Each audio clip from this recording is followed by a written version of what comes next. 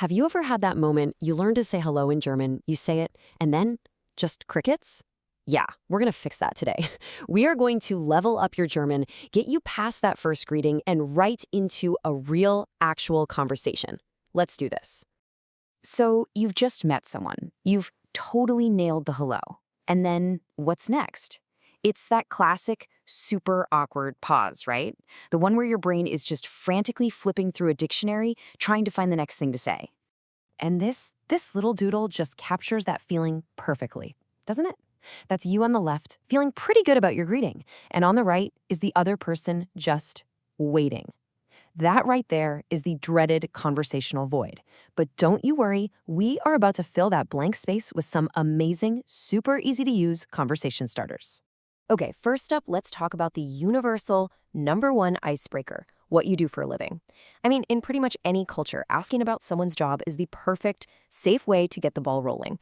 So how do you ask it? It's pretty simple, but it's all about context. If you're in a formal situation, like a business meeting or talking to someone a lot older, you're going to use Was machen Sie beruflich? But if you're just chatting with someone your age, maybe a new friend, the casual Was machst du beruflich is definitely the way to go. Now, when it's your turn to answer, you got to remember this one golden rule. In English, we say I am a doctor or I am a teacher. Well, in German, you just drop that A. You literally say Ich bin Arzt. I am doctor. I know, it feels a little weird at first, but trust me, that's just classic German efficiency for you.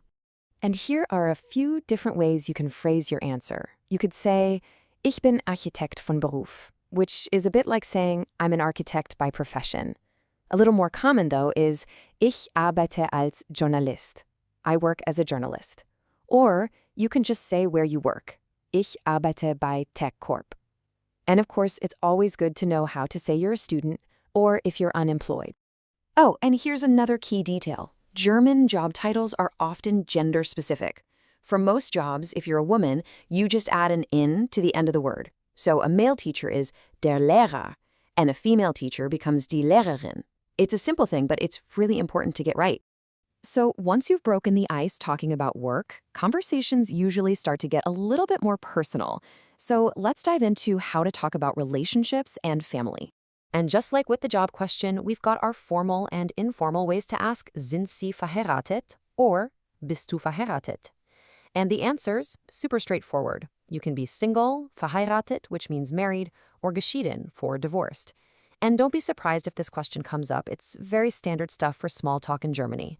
And what about kids? Oh, this part's really easy. You just use the verb haben, which means to have. So, ich habe 2 Kinder is I have 2 children. And if you don't have any, you say ich habe keine Kinder.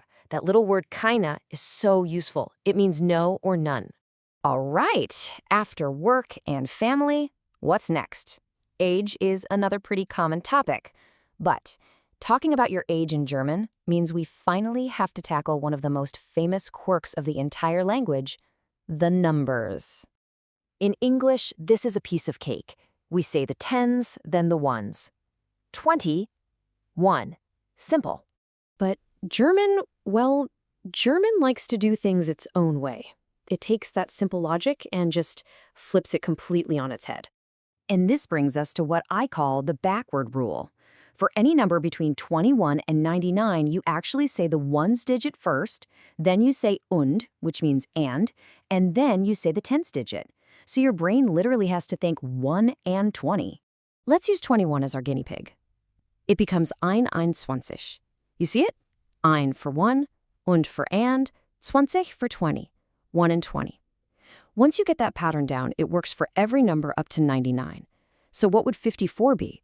4 and 50. 54. Give it a try. 54. All right, we've got all this great new vocabulary, but to make it all work, we need to power up our verbs. Think of them as the engine that makes every single one of these sentences actually go. So let's look at the verb arbeiten, which means to work. The main part of the verb, the stem, ends in a T.